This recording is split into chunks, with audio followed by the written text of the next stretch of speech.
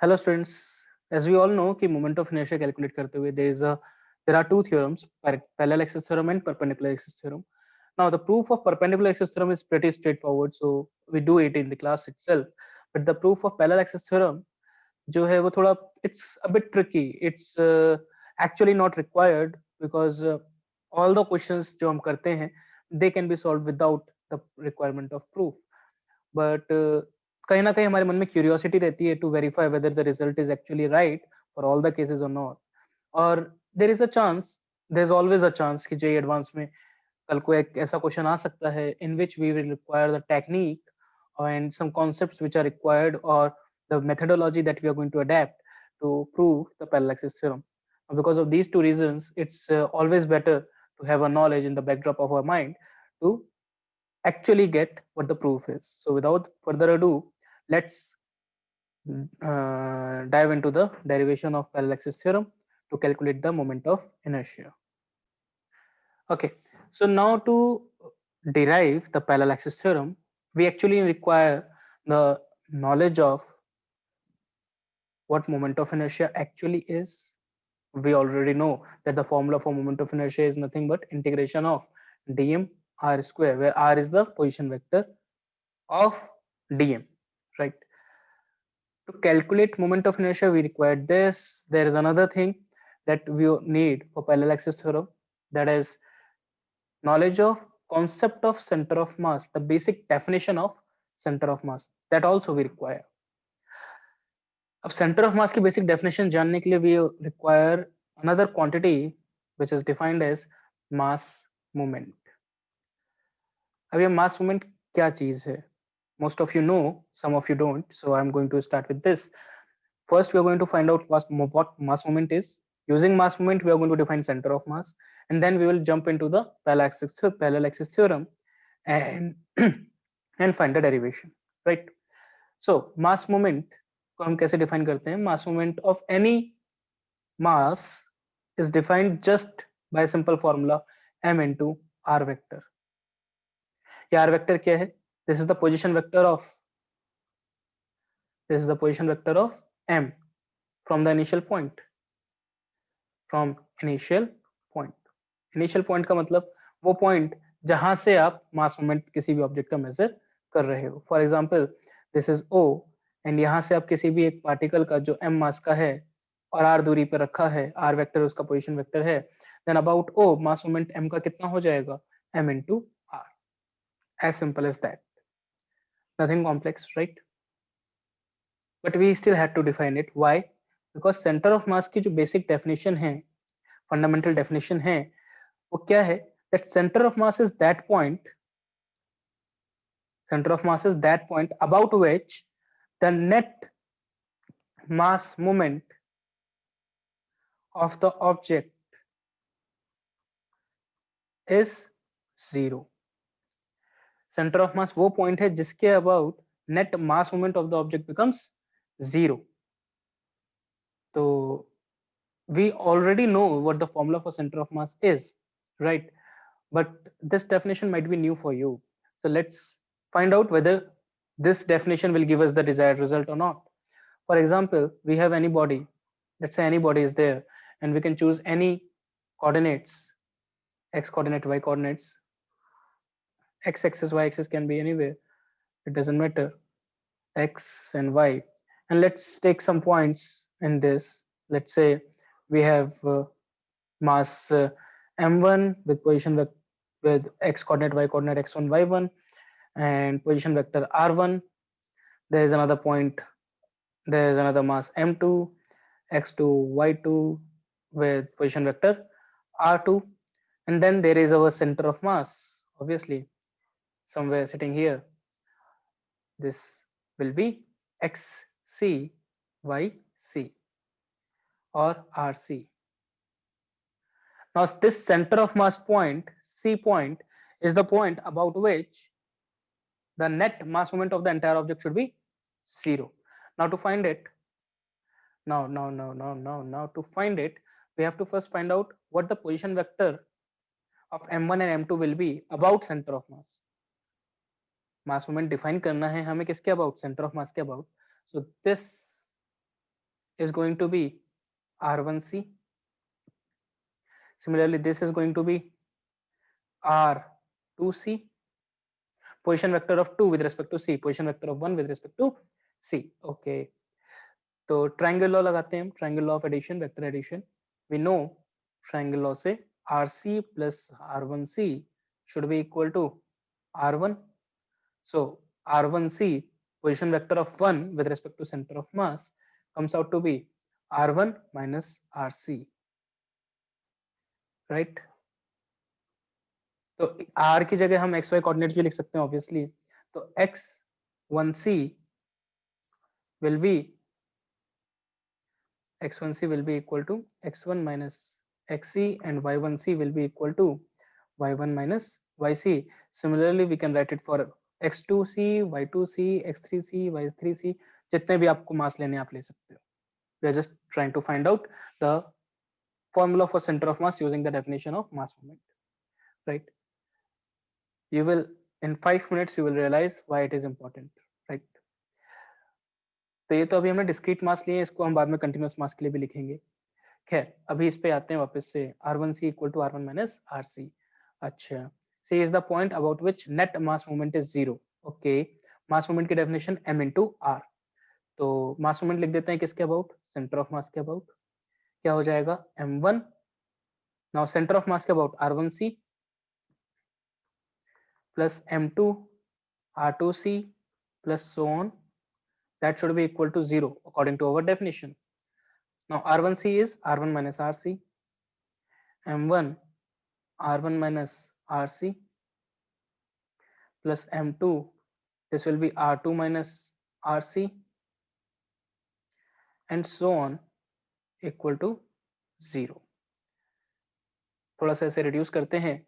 देखो हम यहां से m1 R1, m2 R2, m3 R3 इन सबको ले जाते हैं लेफ्ट हैंड साइड पर. we will come up with m1 RC, m1 m2 m3 सबको कॉमन ले लेते हैं. m1 m2 m3 RC with a negative sign will be equal to m1 R1 उधर जाएगा with a negative sign जाएगा plus m2 R2 plus so on. Correct. तो यहां से हमारे पास माइनस तो कैंसिल आउट हो गया.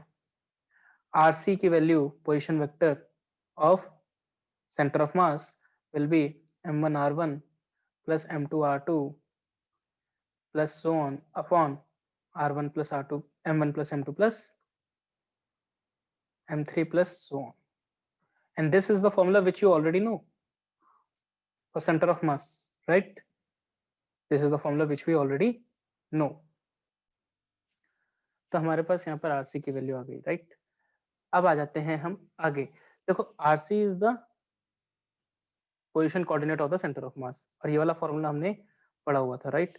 Similarly we can write also x coordinate of centre of mass. ये क्या हो जाएगा m1 x1, अब वेक्टर लगाने की जरूरत नहीं है, plus m2 x2 upon m1 plus m2 plus so on. अगर और भी मासेस हैं तो we can write it like this. और इसी को अगर हम लिखें इंटीग्रल फॉर्म में for a continuous mass system, तो वो लिखा जा सकता है क्या, integration of dm into x upon integration of dm is equal to x coordinate of center of mass, right? या फिर हम इसको और क्या लिख सकते हैं, that xcum integration of dm is equal to integration of dm into x, where x is the x coordinate of particle, right? ये एक बात हो गई. अभी इसी चीज को हम दूसरी तरीके से देखते हैं, स्टार्टिंग से मतलब इस पॉइंट से, यहां पर इस पॉइंट पर अगर मैं r के जगह x लिख दूं, there won't be any difference, right? तो मैं लिख सकता हूं, इसी को हम इंटीग्रल फॉर्म में लिखना चाह रहे हैं, राइट? इसको हम इंटीग्रल फॉर्म में लिखते हैं. m1 m2 m3 इन सबको हम लिख सकते हैं integration of dm, r1 minus rc, x1 minus xc, x1 x2 x3, तो x minus xc should be equal to 0, correct. Similarly y coordinate के भी लिख सकते हैं हम यही चीज, integration of dm y minus yc will be equal to 0। I hope यहां तक सब कुछ क्लियर है, right. Now moving on, these are the two results that we are going to use in our derivation of parallel axis theorem. Now parallel axis theorem क्या है, parallel axis theorem पे आ जाते हैं हम लोग। parallel axis theorem, now parallel axis theorem states that moment of inertia about any axis, let's say उस axis का नाम दे देते हैं O, will be equal to moment of inertia about center of mass, about an axis passing through center of mass, plus md square, where d is the parallel distance between IC, the axis passing through center of mass, and the axis passing through point O. That also means कि ये दोनों axis जो center of mass और O से पास हो रही हैं, this has to be parallel axis, right? We already know this statement and all. Now we have to find out its proof, its verification, right? So let's start it. हमारे पास कोई भी system of particles है, we can assume any xy coordinates again. Let's say हमने xy coordinates उस तरीके से लिए कि o एक्सिस जो है वो ओरिजिन मान ली हमने, without the loss of generality we can assume that this is the axis o जिसके अबाउट हमें क्या निकालना है, मोमेंट ऑफ इनर्शिया निकालना है, right. We can do that. Now there will be different points again, this will be r1, कोई एक point है let's say dm with coordinate x, y, एक ही पॉइंट ले लेते हैं, एक पॉइंट से हम जनरलाइज कर देंगे, राइट। ये r vector, correct. there is another vector जो center of mass का होगा, let's say this is center of mass rc vector, coordinates will be xc, yc. now center of mass के comparison, center of mass के respect में इस point का, dm point का coordinate क्या होगा, let's see, this is the r of 1 with respect to c, position vector या r1 ही कह देते हैं, या ठीक है r1 कह देते हैं इसको, position vector of 1 with respect to c, correct.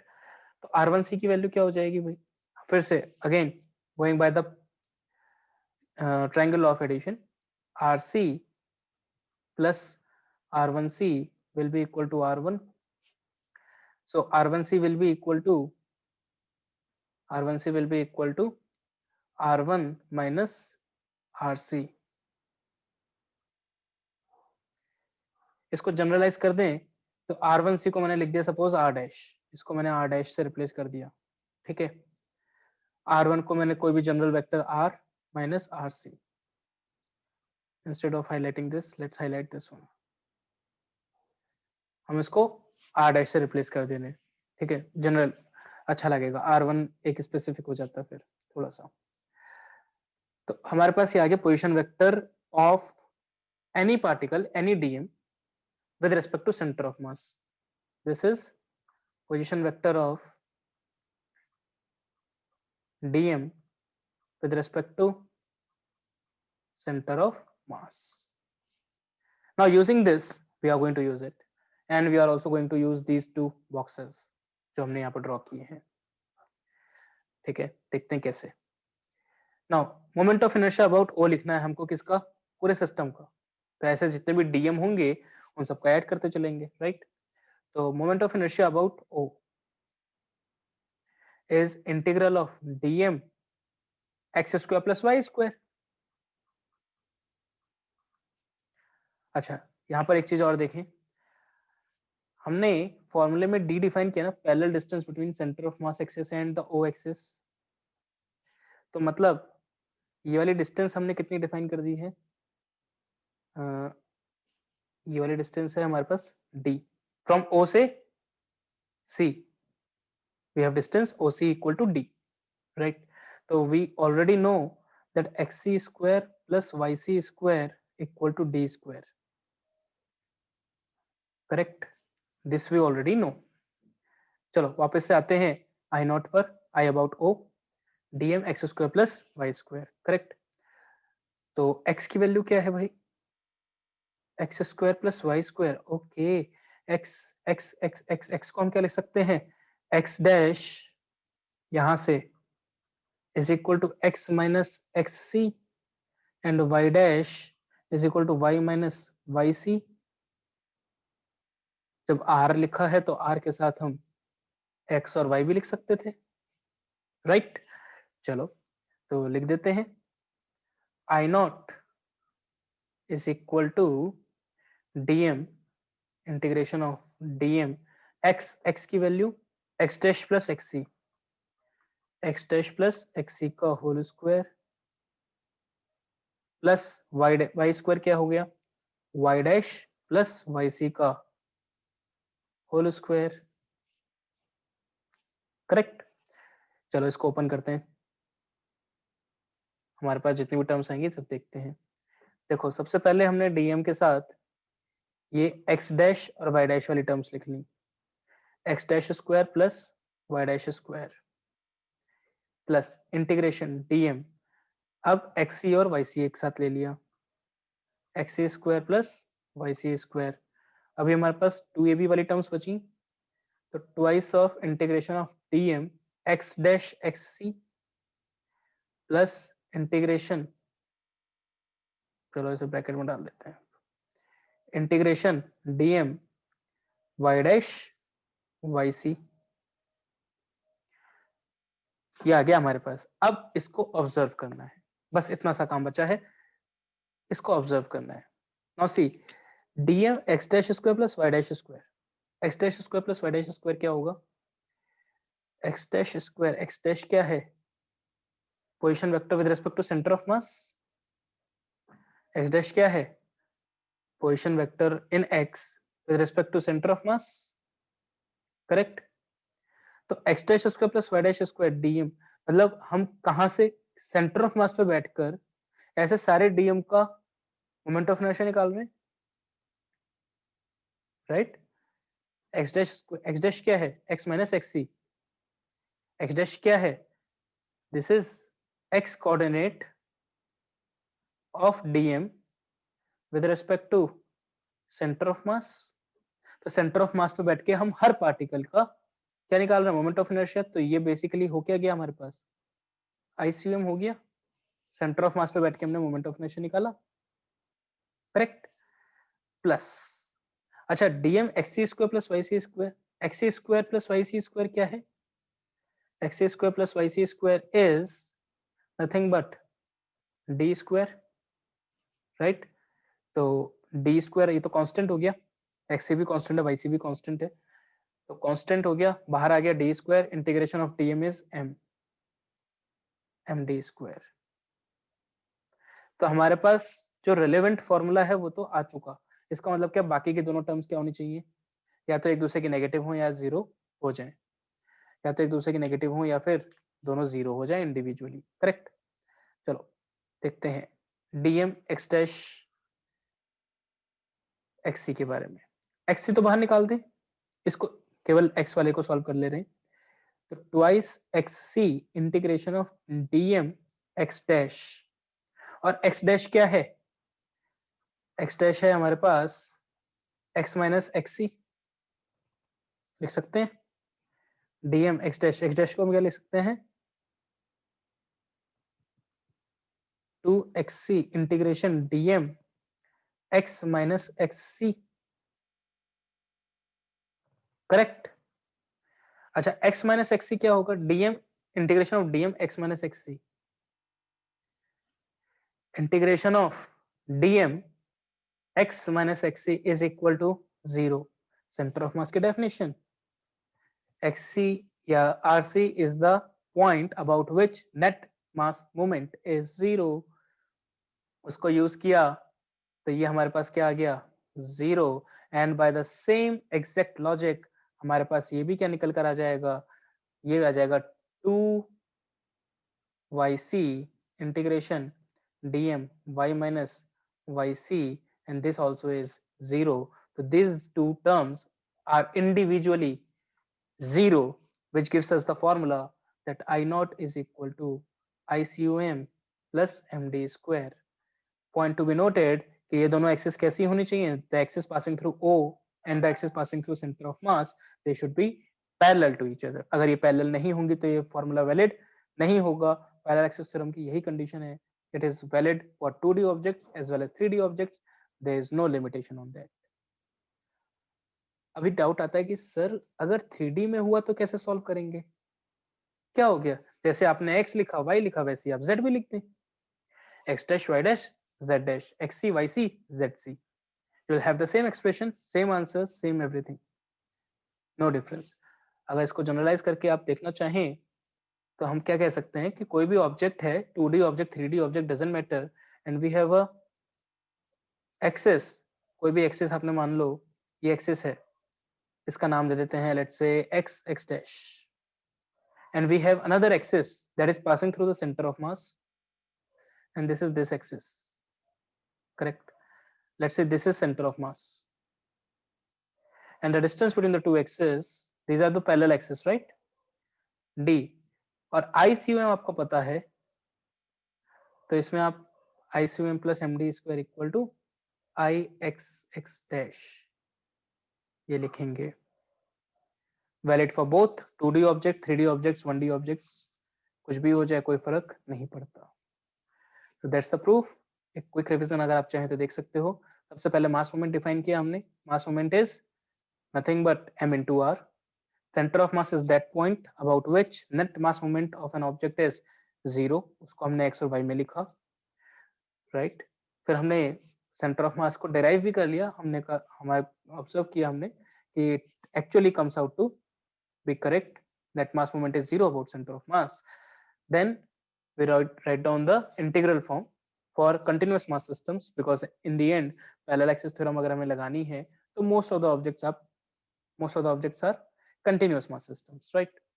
Rod होगी, रिंग होगी, डिस्क होगी, hollow cylinder, solid cylinder, cone, hollow cone, solid cone, sphere, hollow solid, कुछ भी होगा, triangular disc, they all will be continuous mass systems. So dm x minus xc was 0 and dm y minus yc was also 0. Then we write down the statement of parallel axis theorem. हमने किसी भी axis के about, O axis के about हमें निकालना था, तो यहाँ से हमने सेंटर ऑफ मास का कोऑर्डिनेट लिया और सेंटर ऑफ मास से हमने dm लिखा, and then we just applied the basic formula for moment of inertia, that is dm into r square का integration, right? So this is the proof for moment of inertia for parallel axis theorem to calculate moment of inertia. That's it. If you have any doubts, drop them in the comment box. I'll address them in the next video.